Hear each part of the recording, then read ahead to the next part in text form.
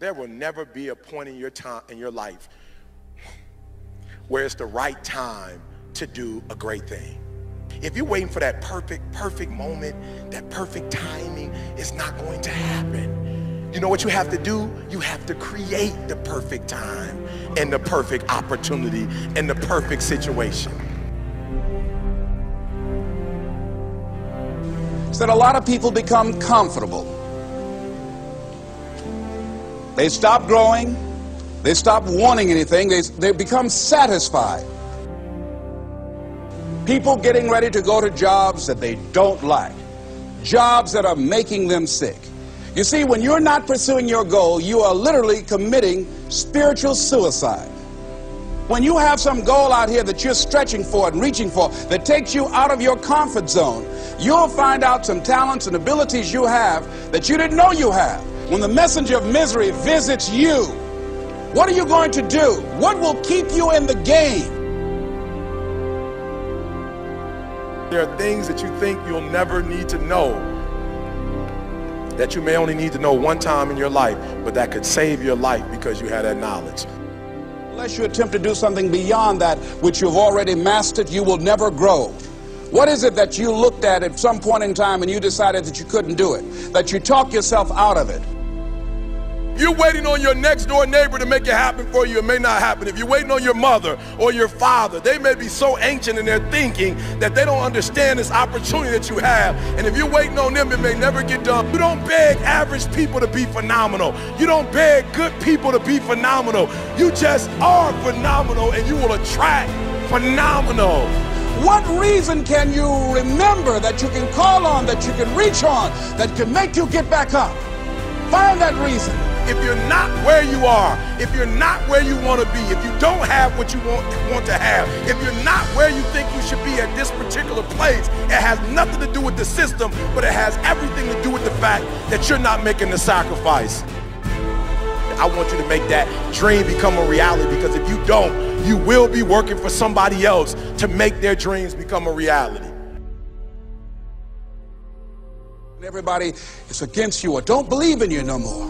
And let me tell you something, that's a lonely feeling. It's a lonely feeling, particularly people that you're doing it for. Most people take their greatness, take their ideas to the graveyard with them. Listen to me, if it was easy, everybody would do it. There are people right now who are working who don't want to work. There are people who hate their jobs, but they keep getting up to do it. The wealthiest place on the planet is the graveyard. Because in the graveyard we will find inventions that we never ever were exposed to. Ideas, dreams that never became reality. Hopes and aspirations that were never acted upon. The question is, what are you going to do with your time? What drives you?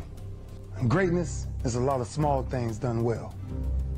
Day after day, workout after workout, obedience after obedience, day after day. When things don't work out for you, when things happen that you could not anticipate, what are the reasons that you can think of that can keep you strong? You will never ever be successful until you turn your pain into greatness, until you allow your pain to push you from where you are to push you to where you need to be. Stop running from your pain and embrace your pain.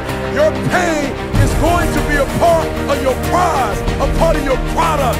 I challenge you to push yourself. See, it's easy to be on the bottom. It doesn't take any effort to be a loser. It doesn't take any motivation, any drive in order to stay down there on a low level. But it calls on everything in you. You have to harness your will to say, I'm going to challenge myself. I mean that what you did last week don't count. Today is the only important day. There are 86,400 seconds in a day, and how you use those are critical. You got 86,400 today, and what you do today is going to cement who you are. Nobody's going to talk about what you did last week. That the biggest enemy you have to deal with is yourself.